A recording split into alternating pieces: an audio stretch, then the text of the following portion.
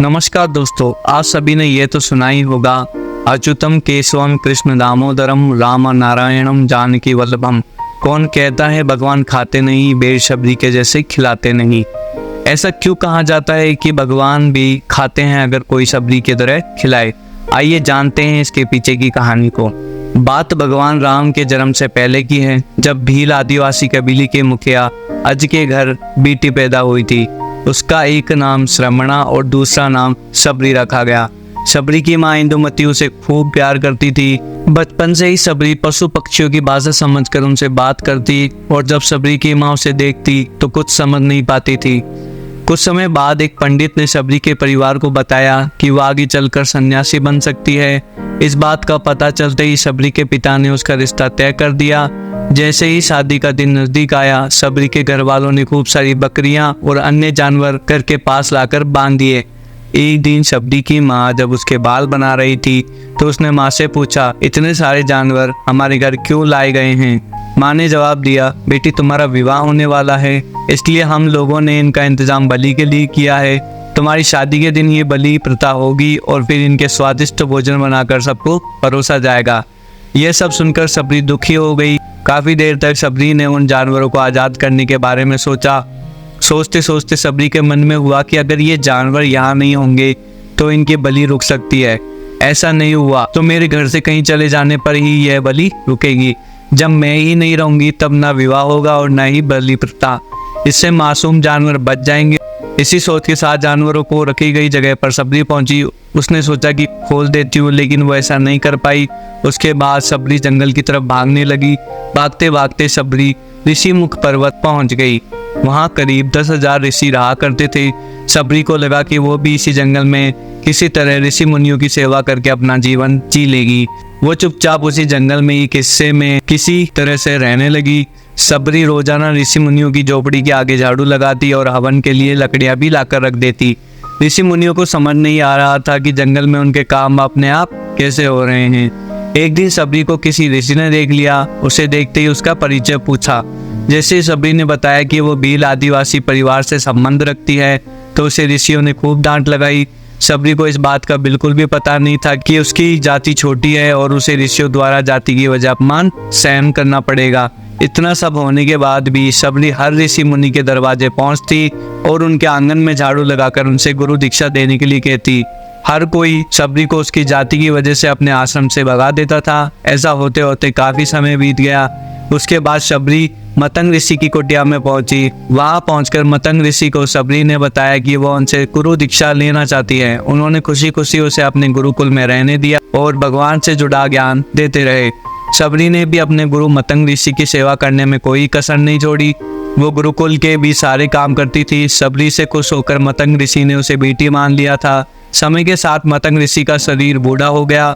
उन्होंने एक दिन शबरी को अपने पास बुलाया और कहा, बेटी मैं अपना देह त्यागना चाह रहा हूँ। बहुत साल हो गए इस शरीर में रहते रहते। शबरी ने दुखी मन से कहा, आपके ही सहारे में इस जंगल में रह पाई हूँ। आप ही चले जाएंगे तो मैं जीकर क्या करूंगी? आप अपने संग मुझे भी ले जाइए, मैं भी देह त्याग दूंगी। मतंग ऋषि ने जवाब दिया, बेटी तुम्हें चिंता करने की जरूरत नहीं है। राम तुम्हारी चिंता करेंगे और ध्यान भी रखेंगे। शबरी ने राम का नाम सुनने के बाद पूछा, वो कौन है और उन्हें मैं किस तरह से ढूंढूंगी? मतंग ऋषि ने बताया, राम कोई और नहीं भगवान है। वो तुम्हें सारे अच्छे कर्मों का फल देंगे। तुम्हें उन्हें ढूंढने की कोई जरूरत नहीं है। वो एक दिन खुद तुम्हें खोजते हुए इस कुटिया में आएंगे और तुम्हें उनके हाथों ही मोक्ष मिलेगा। तब तक तुम इसी आश्रम में रहो। इतना कहते ही मतंग ऋषि अपना शरीर त्याग दिया। शबरी के मन में मतंग ऋषि के जाने के बाद से एक ही बात थी कि भगवान राम स्वयं उनसे मिलने आएंगे। वो रोज भगवान राम से मिलने के लिए बाग से अच्छे अच्छे फूल लाकर पूरा आश्रम सजाती और भगवान के लिए बेर तोड़कर लाती। भगवान के लिए बेर चुनते हुए शबरी उन्हें चख लेती थी ताकि भगवान वो सिर्फ मीठे ही बेर दे। रोजाना शबरी इसी तरह भगवान के दर्शन की आस में फूल और बेर इकट्ठा करती रहती थी। इसी तरह इंतजार में कई साल बीत गए। शबरी का शरीर एकदम वृद्ध हो गया। एक दिन आश्रम के पास के ही तालाब में शबरी पानी लेने के लिए गई। तभी पास के ही एक ऋषि ने उसे अछूत कहते हुए वहां से भागने के लिए कहा और एक पत्थर मार दिया। वो पत्थर जब शबरी को लगा तो उसे चोट लगी और खून बहने लगा। बहते हुए खून की एक बूंद उसी तालाब में पानी में गिर गई। तभी पूरा तालाब का पानी खून खून में बदल गया। ये सब होता देखकर ऋषि ने सबरी को ही डांटा और कहा कि पापिन, तुम्हारी वजह से पूरा पानी खराब हो गया। रोज ऋषि उस पानी को साफ करने के लिए अपनी कई तरह की विद्याओं का इस्तेमाल करते, कई सारे जतन करने के बाद भी कुछ नहीं हुआ। फिर उन्होंने गंगा जैसी कई पवित्र नदियों का जल भी उस तालाब में डाला, फिर भी तालाब का पानी साफ नहीं हो पाया और वो खून जैसा ही रहा। कई सालों तक तालाब के पानी को साफ करने की कोशिश के बाद भी कुछ काम नहीं आया, तो ऋषि ने थककर सब कुछ छोड़ दिया। इस घटना के कई सालों के बाद भगवान राम अपनी पत्नी सीता के हरण के बाद उन्हें ढूंढते हुए उसी तालाब के पास पहुंचे। ऋषि मुनियों ने उन्हें पहचान लिया। भगवान को वहां देखकर ऋषियों ने तालाब का पानी साफ करने के लिए भगवान को अपने पैर उसमें डालने के लिए कहा, लेकिन पानी जैसा का तैसा ही था। ऋषि मुनियों ने भगवान से भी कई अन्य जतन करवाए, लेकिन वो पानी जस का तस खून जैसा ही रहा। तब भगवान ने ऋषियों से पानी के रक्त में बदलने की कहानी पूछी। तब ऋषि ने सबरी को पत्थर मारने वाली सारी बात बता दी। उसके बाद कहा कि वो महिला ही अपवित्र है, छोटी जात की है, इसलिए ये सब हुआ है। उसी वक्त भगवान राम ने कहा, ये सब आप लोगों की खराब वचनों से हुआ है। सबरी को इस तरह के शब्द बोलकर आप लोगों ने उसे नहीं बल्कि मेरे दिल को घायल किया है। इसी घायल दिल के रक्त का प्रतीक ये तालाब का लाल पानी है। आगे भगवान राम बोले, कहाँ है वो माई, मैं उनसे मिलना चाहता हूँ। तब तक सबरी उसी तालाब के पास पहुँच जाती है।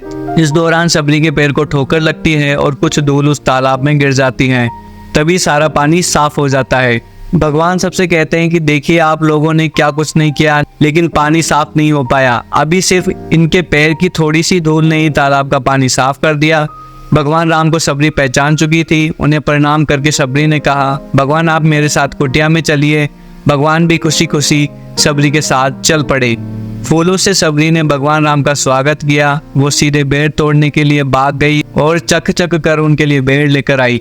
उन्होंने बड़े ही प्यार से भगवान राम और उनके भाई लक्ष्मण को बेर दिए। भगवान राम ने भी उतने ही प्यार से उन बेर को खाना शुरू किया। तभी बेर देखकर मुंह बनाते हुए लक्ष्मण ने कहा, भैया ये बेर झूठे हैं, इन्हें आप कैसे खा सकते हैं? भगवान ने जवाब दिया, लक्ष्मण ये झूठे नहीं बल्कि बहुत मीठे हैं। सबरी माई हम सबके लिए ये बहुत सारा प्यार तोड़ कर लाई है। इतना कहकर भगवान राम प्यार से उन बेर को खाने लगे। भगवान ने जाते हुए सबरी माई से कहा, आप मुझसे जो चाहे वो मांग सकती हैं। सबरी ने उन्हें कहा, मतंग ऋषि के कहने पर मैं आज तक सिर्फ आपके दर्शन करने के लिए जी रही थी। आप मुझे मोक्ष प्रदान कीजिए, मैं अपना शरीर आपके सामने ही त्यागूंगी। उसी वक्त सबरी ने अपना शरीर त्याग दिया। भगवान राम ने अपना हाथों से उनका अंतिम संस्कार किया और सीता माँ की खोज में आगे बढ़ गए। इस तरह से मतंग ऋषि की बात सच साबित हुई और सबरी को भगवान राम के दर्शन भी हुए। तभी से भगवान राम को सबरी के राम भी कहा जाने लगा। इस कहानी से हमें यह सीख मिलती है कि सच्ची श्रद्धा हो तो भगवान के दर्शन जरूर होते हैं। धन्यवाद दोस्तों हमारे वीडियो को देखने के लिए। अगर आपको हमारा वीडियो पसंद आया है तो कृपया लाइक, शेयर, कमेंट्स और हमारे चैनल को सब्सक्राइब करना ना भूलें।